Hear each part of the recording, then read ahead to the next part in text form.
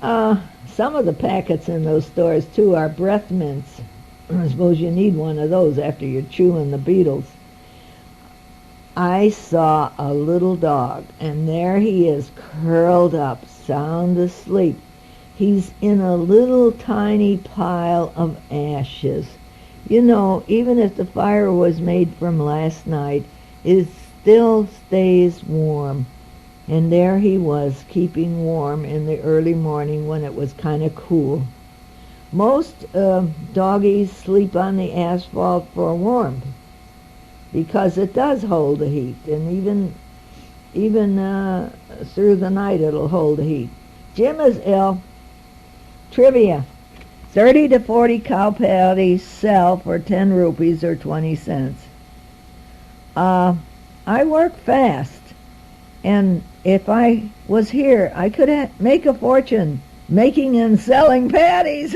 That would be right up my alley. I would certainly wear rubber gloves, though. My God, they're taking a chance of infection on top of infection. So we drove and drove, and then we stopped at the palace of Akbar to see his tomb. Of course, the Taj Mahal that we saw was something that we cannot explain. You just can't tell people how exquisite it is. You have to see it. You have to know how fantastic it is. It's a wonder of the world that has to be seen and experienced. We were at the Agra fort, and we could see the Taj from there. And the Shah Jahan, who had the Taj built for his wife, lived in the fort. He wanted to tell her of his lasting love. Why didn't he tell her when she was here? Bring her flowers, bring her candy, give her a kiss.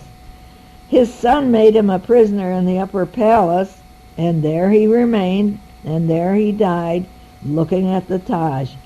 I don't know why the son did that. I should have asked Mukul. At Fatih, how do you pronounce it? Fatehpur Sikka, we saw the tomb of Sheikh Salam and the Jaini Mosque.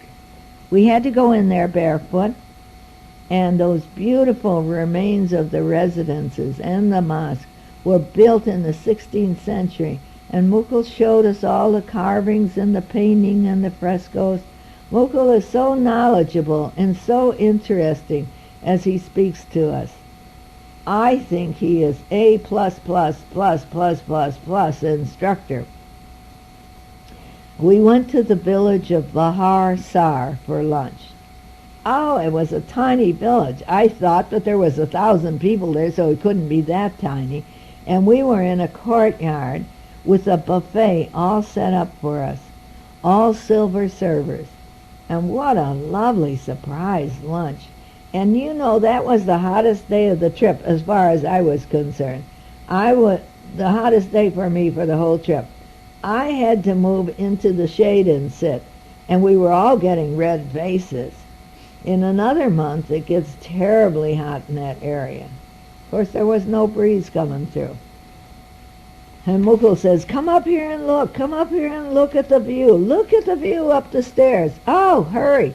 So we went up steep staircases to the rooftop, and we saw the village of Bahar Sar spread out in front of us. We were actually looking into their houses. 1,000 people, all spread out before us. We saw the yellow rape fields behind, and the houses, the cattle. Every house had piles of cow chips on top.